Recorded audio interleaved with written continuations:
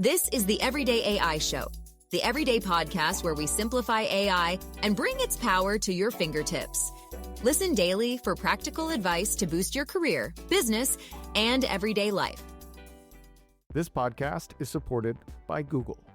Hey folks, Stephen Johnson here, co-founder of Notebook LM. As an author, I've always been obsessed with how software could help organize ideas and make connections. So we built Notebook LM as an AI-first tool for anyone trying to make sense of complex information. Upload your documents and Notebook LM instantly becomes your personal expert, uncovering insights and helping you brainstorm. Try it at notebooklm.google.com. Just when you thought we had enough large language models, we technically have another new offering from Google. That's because they just announced Google Gemini Enterprise and Google Gemini Business, technically different from their Google Gemini Pro and Google Gemini Ultra offerings. So not only on today's show are we going to uncover what all that means and help you differentiate between those kind of personal and now enterprise versions of Google Gemini, but we're also going to look at, okay, is Google Gemini going to be a key player in enterprise AI? Well, I think so, but let's dive in and talk about it. I'm excited for today's show. I hope you are too. What's going on, y'all? Welcome to Everyday AI. My name is Jordan Wilson, and this is your daily live stream podcast and free daily news that are helping everyday business leaders like you and me, not just keep up with AI, but how we can get ahead to grow our companies and our careers. If that's what you're trying to do, you're in the right place. Starts here with the unedited, unscripted live stream podcast. But to take it to the next level, go to our website at youreverydayai.com. Make sure you sign up for the free daily newsletter. We're going to be recapping the highlights of today's show, as well as keeping you up to date with all the other AI news happening today. But y'all, the big news is Google Gemini Enterprise. You know what? I think it's about time. I think there's been so much confusion, and I can see how this actually might be more confusing because even as we speak, I've been playing around with the new Google Gemini business version. So there's kind of an enterprise and a business version, but we'll say it's in the enterprise tier. So I'm technically using a Google Gemini Pro and a Google Gemini Ultra, which are personal plans. And then I have a Google Gemini Business, and it's completely different. So in some instances, you might say this is actually a bad move for Google because now they have even more product offerings and it's a little confusing. But I'm actually going to say it's a good move for Google. I can't tell you how many times I do trainings, right? And one question I always ask because I'm curious, I have people raise their hands. I say, hey, who in here uses, Microsoft Outlook, in Microsoft products and, I don't know, maybe 2/3. And then I say, okay, what about the rest of you? Google. And then, the rest of the audience raises their hands. And with those people that have their hands up, I say, how many of you use Gemini consistently? And obviously, over the last, quarter or two, the number of hands in the room would usually stay up. But earlier on, no, right? Like a year ago, even when there would be dozens of people or more that would be Google customers, no one was using Google Gemini. And I think one of the reasons is, well, it was disjointed. It was confusing. And even Google at one point had worse connections to Google Docs and Gmail and all the Google products than ChatGPT and Anthropic did. But I'm going to tell you this. I've been very impressed. All right, but I'm going to wait on my reactions and let's just get straight into what we're going to be going over. So today we're going to simplify the unique features debuting in Google Gemini Enterprise. And there's one that I think is the key feature. I'm going to explain the differences between the new tiers, which are enterprise and business, versus the previous Gemini offerings, Pro and Ultra. And I'm going to give you my prediction on if Google Enterprise will compete with ChatGPT Enterprise and Microsoft Copilot. So what the heck's new? What is this Gemini Enterprise? Well, they just released it yesterday as their first big take at a unified workplace AI system. So it costs $30 per user per month, matching Microsoft Copilot 365's offering, but they do have the cheaper offering with the business plan at $21 a month, and I'll show you the difference. And, some people, if you're listening, you might think, oh, like, what's the big deal? Right? Well, pricing is a big deal, right? Especially when you have the enterprise organizations that have tens of thousands of employees. So the difference between paying $30 a month versus, ChatGPT Enterprise, the last pricing I saw for that's around $60 a month. A lot of companies might have to look at this, right? Also, Gemini Enterprise consolidates agent building, enterprise search, and governance in a single interface. And I think that's an important step forward. I'm going to share in a little bit how Google has told the story of Gap, Figma, and HCA Healthcare and how they've been able to get some measurable gains using Google Gemini Enterprise. And we're going to talk about some users, the chase for users here in a little bit as well. All right, there's essentially, I think, 6 key elements, and this is from Google that kind of constitute Google Gemini Enterprise. So one would be the world-class models, right? Most third-party benchmarks do have Gemini 2.5 Pro as the world's most powerful model. Depending on what benchmark you look at, sometimes it's GPT-5 Pro from OpenAI, but many, including probably the most important or the one that I give the most credence to, which is LM Arena, which is essentially the blind taste test of AI models. Gemini 2.5 Pro has been on top for a while. So you get obviously access to the world's most powerful models. The agentic platform, so you can chat with Gemini to search and analyze information and orchestrate agents to automate workflows. They do have a no-code agent builder, which I've used. And anyone from marketing to finance can build their own custom agents grounded in their data. Next, you can enjoy a suite of Google-made agents like Deep Research, a Notebook LM agent, and coding agents delivering value from day one. Again, this is from the Google website. Also, you can ground agents in your business reality, so you can securely connect your company's data wherever it lives in Google Workspace and even Microsoft 365. Huge advantage there. And as well as business apps like Salesforce and SAP, or data stores like BigQuery to give your agents relevant context. Also, you can deploy and manage with confidence, according to Google. You can centrally visualize, secure, audit, and govern all your agents with Gemini Enterprise, helping you to meet your security compliance and sovereignty requirements within your organization. And you can leverage Google's rich agentic AI partner ecosystem. So you can automate cross-platform workflows using Google's built-in connectors to partner apps, accelerate your AI journey with their service partners, and find innovative partner solutions at the agent marketplace. So a little bit of copy there from Google's homepage on Google Gemini Enterprise. So why? All right. So reading this from Google again. So they say that it connects content across your organization to generate grounded and personalized answers. That's the thing that's going to be interesting once it rolls out, and once we start getting some real world public feedback on this. So they mentioned this in their keynote, but that over time, that Google Gemini for Enterprise is going to become predictive.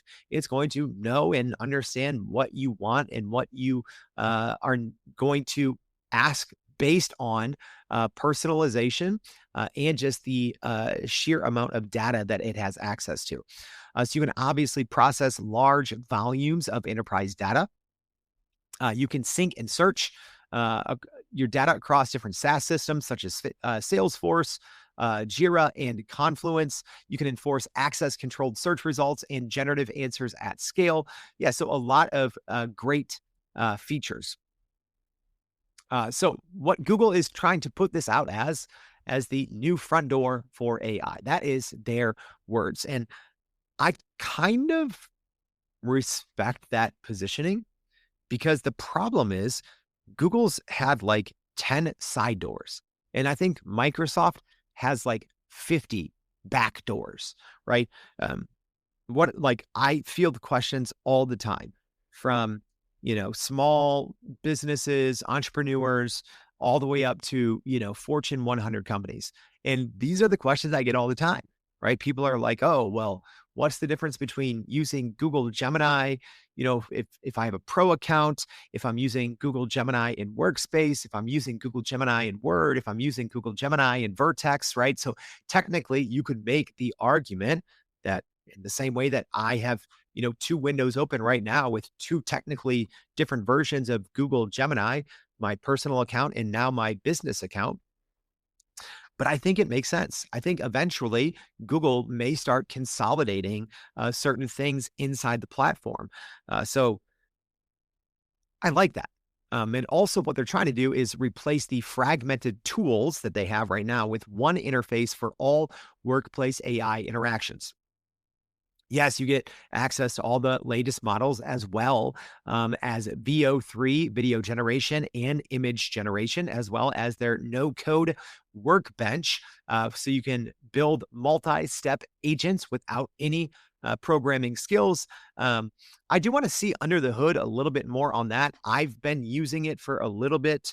So far, I haven't been super impressed with the no code builder. Maybe as I get more reps in, I'll be a little bit more impressed. I kind of been comparing it to OpenAI's agent builder that they just released. So OpenAI's seems to have more features, a little bit more, bells and whistles.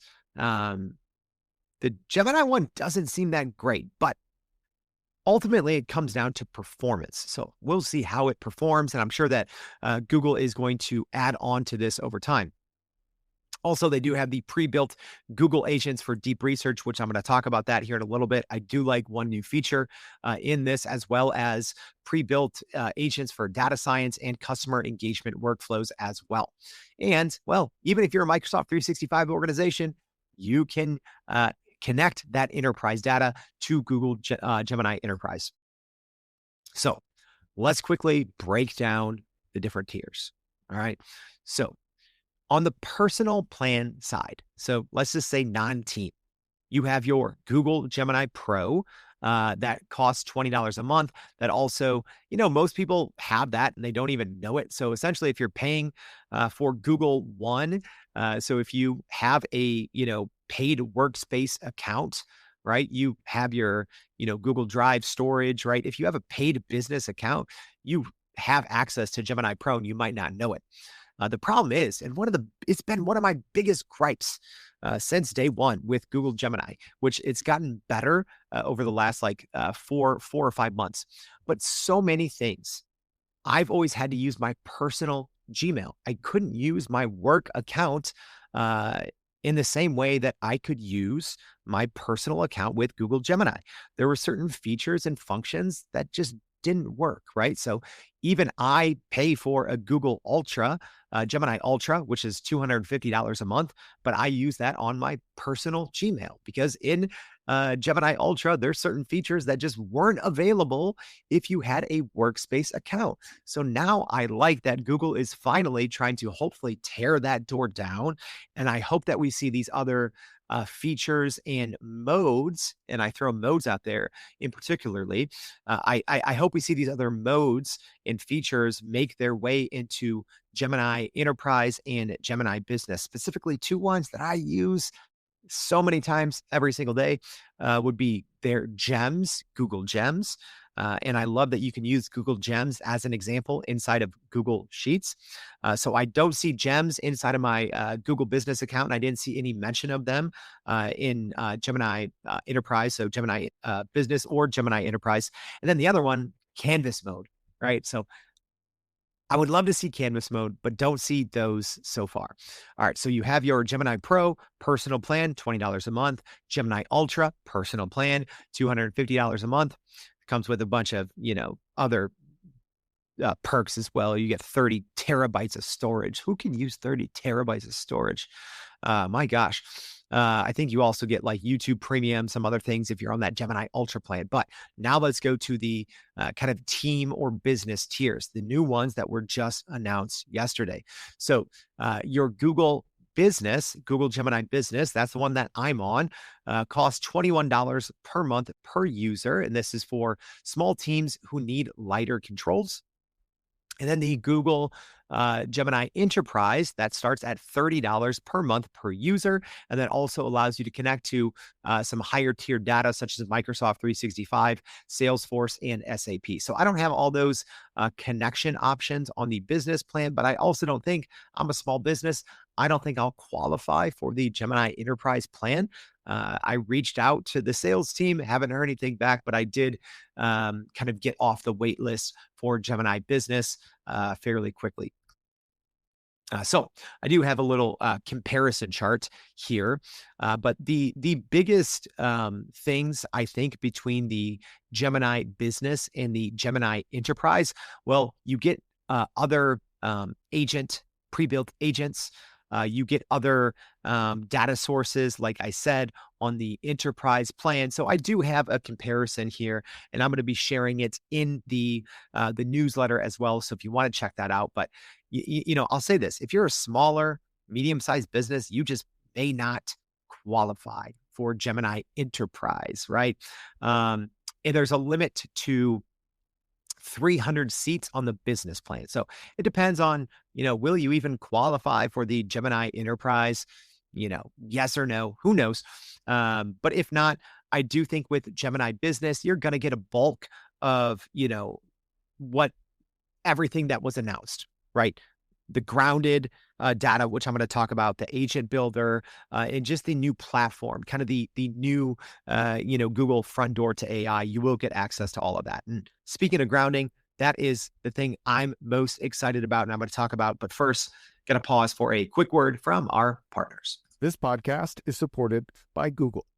Hey folks, Stephen Johnson here, co-founder of Notebook LM. As an author, I've always been obsessed with how software could help organize ideas and make connections. So we built Notebook LM as an AI-first tool for anyone trying to make sense of complex information. Upload your documents, and Notebook LM instantly becomes your personal expert, uncovering insights and helping you brainstorm. Try it at notebooklm.google.com. Here is the one feature. And speaking of Notebook LM, it's grounding. Okay. And I'm going to oversimplify this. All right. So if there's any data dorks in the audience, please excuse me. I'm going to simplify this. Okay. If you've used Notebook LM and then you've used Google Gemini, you probably can understand the difference between grounding versus true generative answers. Let me give you an example. Actually just did a show on Notebook LM recently. I think that was yesterday or the day before. And I talk about how big of a deal grounding is because it cuts down on the hallucination rate and it increases trust and transparency, right? So grounding is when you have to enter or rely on your data for a response. So the best example is Notebook LM. If you upload, I don't know, a bunch of sources about the 1993 Bulls, one of the best teams ever. I'm from Chicago, and my name's Jordan. So if you upload in Notebook LM a bunch of information about the 93 Bulls, and then you ask it about the 94 Bulls, it'll say, don't know. If you ask it, what's the weather today in Chicago, it'll say, don't know. Right? If you upload that same information into Google Gemini, into a gem or something like that, and you ask about the 94 Bulls, it'll tell you. If you ask it about the weather in Chicago, it'll tell you. Right? And then the problem, and this isn't a problem with Google Gemini, it's a problem with all large language models, ChatGPT, Claude, etc., Copilot, everything, right? Even when you upload your data, and if you have specific instructions, right? If you're using a project or a GPT or even just in the body of a chat, and you upload a file, if you upload your documents, even if you tell the model, hey, only use this. Don't use your own training data. Don't, query the internet. Half the time, it's not going to pay attention to you, right? Unless you're pretty decent at prompting. That's why grounding is so important. It starts and it filters through the ground up through your data. So personal Gemini accounts don't have that, right?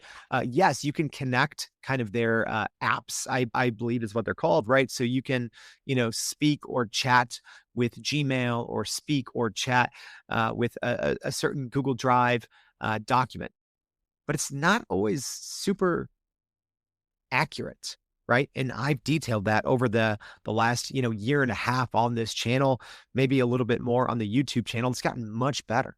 But there's a huge difference between, essentially connecting a file to your chat and having an enterprise large language model that is grounded in your data. That's why I love Notebook LM. It is literally only going to look at the data that you give it and nothing else. It's not quite the level that we're looking at with Gemini Enterprise, but I've been extremely impressed in my very limited testing so far in its ability to ground answers in the data that it has access to. Okay. And you know what? I wasn't planning on this, but I'm probably do a quick demo. Actually, I won't be able to do that one live, right? It's tough to do some demos live that are connected to your personal data, right? Because I don't have the ability to connect all these other third-party platforms because I don't use them. So a lot of it's like my Gmail and, my Google Docs, and I don't want to accidentally, put someone's email out there, but I'll do another show maybe in the coming weeks and just have screenshots and show the comparisons. So anyways, the Gemini Enterprise connects securely to your company-wide data system. So anything, obviously, on the Google side, as well as Microsoft 365, Salesforce, SAP, and others. And the enterprise platform includes role-aware access controls, ensuring employees only see what they have authorized access to see. That's huge as well, because when you talk about enterprise, you have to understand data security, user permission, authorization, all of those things. And there's also inside this, there's a central governance layer that also manages all agents, data connections, and security from a single console. So I have a little visualization here on the data access approaches. So if you've used Google Gemini's apps, if you've used Google Gemini in workspace apps, or if you've just used it from the personal side of Google Gemini, essentially how it works, even when you're connecting via an app, okay? So if you connect inside Google Gemini and you're chatting with your Gmail app, as an example, what it does is it will go through and semantically search for a message that you give it based on a keyword, right? And normally it'll do an okay job, but essentially what it's doing is it's doing a manual file selection. It has a limited context access, and it's a fairly basic integration. If you're using the personal version of Google Gemini and you're connecting even to your Google products via their connected apps, it's really just a file by file basis, which if you know exactly what you're looking for, if you have all your settings correct, and if you prompt Google Gemini, the personal version, well, you'll usually get an accurate response. But those are big ifs, right? On the Google Gemini Enterprise side, it's completely different. I mean, we're talking about automated data federation, comprehensive contextual understanding. In my couple examples, I was honestly kind of shocked, right? I was like, my gosh, this is really, really good, right? The difference with Notebook LM is you're manually adding all of your files one by one. So you almost have like an expectation that, hey, it's almost like I helped build this thing. So I know what's under the hood. When I was using the Google Gemini business, I just connected everything. And I was like, this is actually pretty impressive. It has a multi-system integration, as well as the real-time data access, and it is grounded. So if you're asking it a question about your data, It just knows, right? I was even trying to trick it and trip it up using abbreviations that I didn't think it would know. And it got it, surprisingly so, because um, it looked through it looked through my calendar, it looked through my Gmail, and it looked through my Google Docs. And it kind of triangulated a certain acronym or abbreviation that I didn't think it would be able to figure out. And it did. And I was fairly impressed by that, right? It's not often I'm impressed by these things. All right, Google did give a couple of use cases. I'll just mention one here because you can go read about the rest. They mentioned how HCA Healthcare, one of their pilots in the Google Gemini Enterprise, said that the nurse handoff automation estimated to save millions of annual hours by using Google Gemini on the enterprise side. Also, the Best Buy one, pretty cool. They said they achieved a 200% increase in customer self-service and 30% more resolved inquiries. All right. Enough chatting up the features. Let's get to the good stuff. Is it too little too late for Google Gemini? Let me be honest.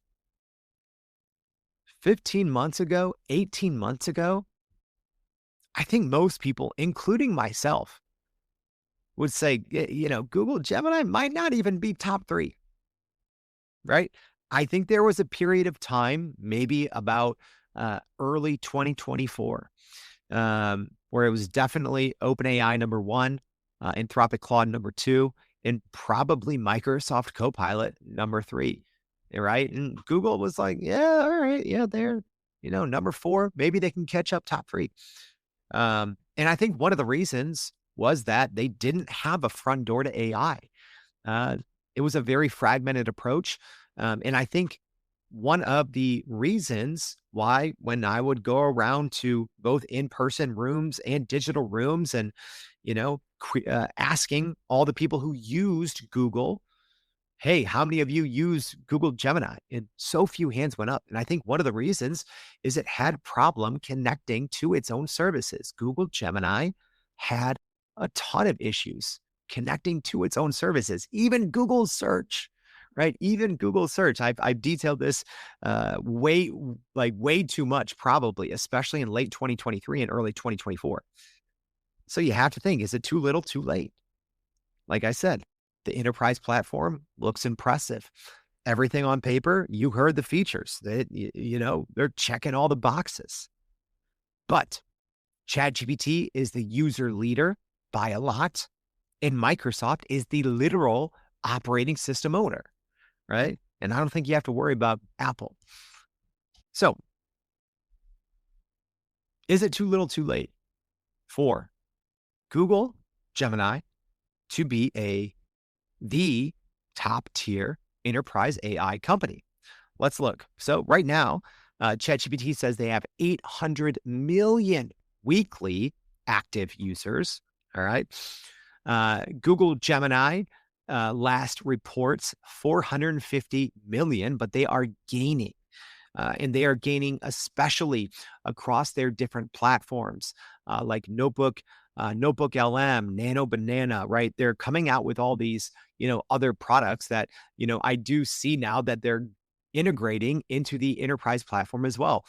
The enterprise platform has a direct tie-in into Notebook LM. You can use their very viral VO3, their image generator as well. And then you have Microsoft Copilot with 100 million monthly active users. So 100 million Microsoft Copilot, Google Gemini across their apps, 450 million.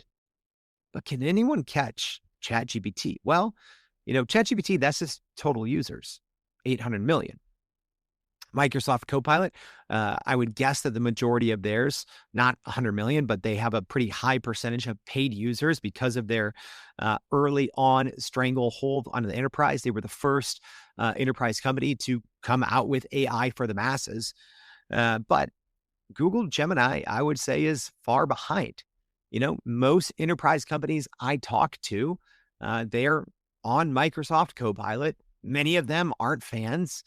Many of them are also using ChatGPT at the same time. So, I think what it boils down to is number one, can Google Gemini convert a lot of their kind of middle tier businesses, ones that maybe aren't quite big enough to want or need Microsoft Copilot?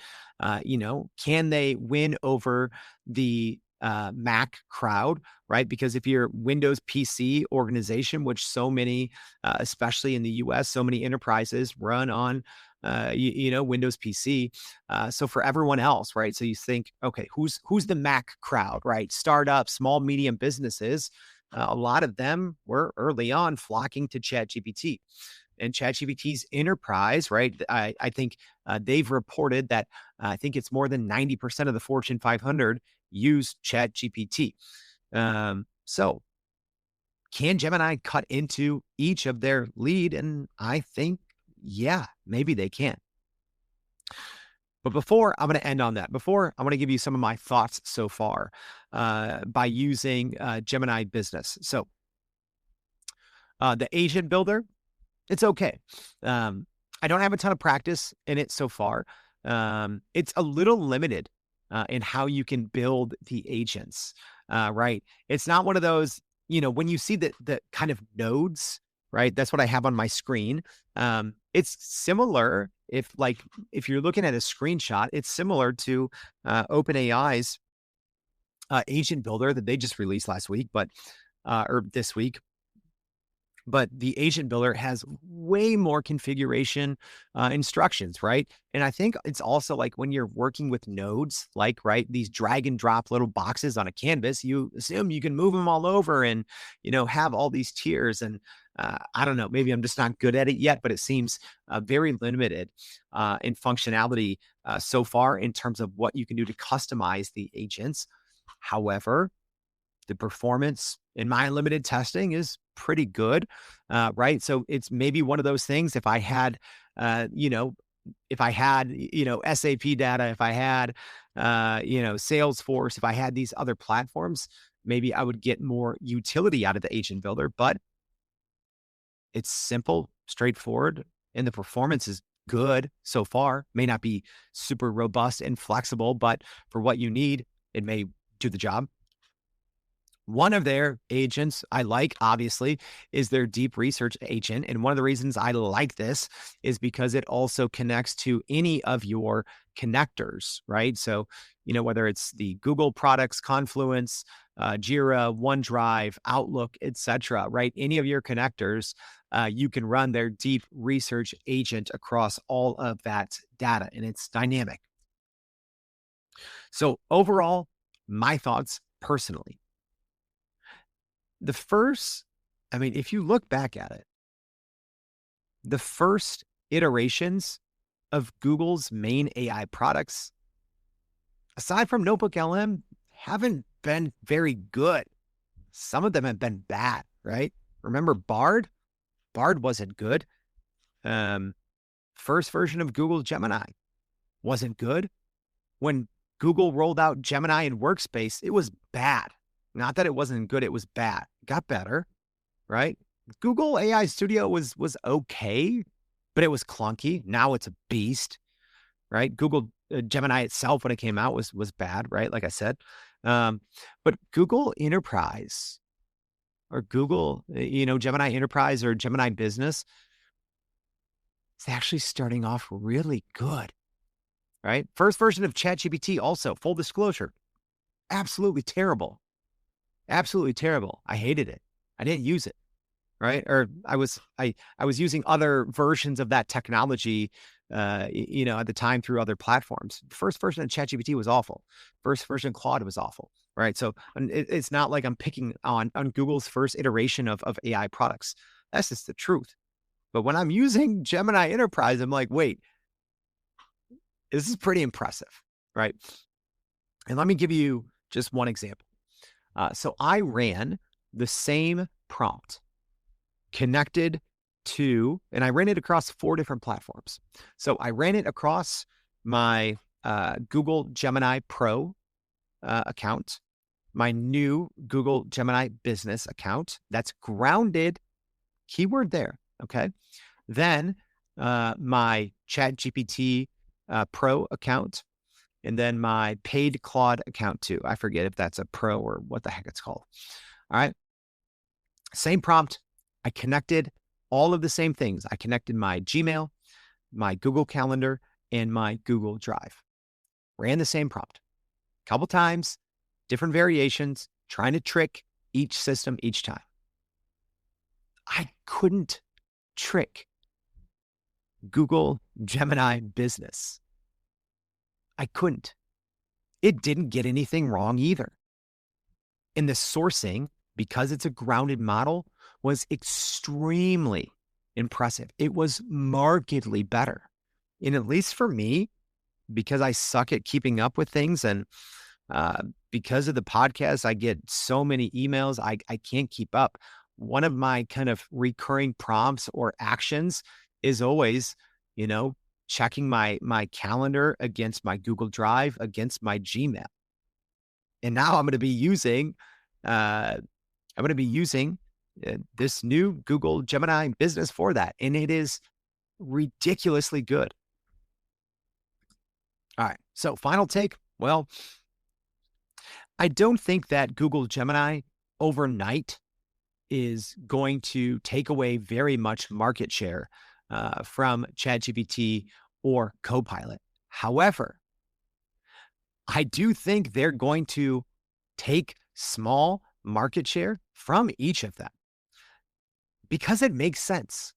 I think for certain companies, it makes sense. I think for companies even that are Microsoft, PC companies, well, I think Google Gemini can win share from them because unless they are deeply ingrained and have a great internal Microsoft training program at your company, well, Google Gemini integrates with the Microsoft 365, suite of products. Not all of them, but the main ones, right? So I think they can take market share from them. What about ChatGPT, right? Well, the fact that you are grounded in data, right? So for me, I use Gmail. I love ChatGPT. The fact that I can ground everything in this new Gemini business and Gemini Enterprise means that I'm going to be using ChatGPT less.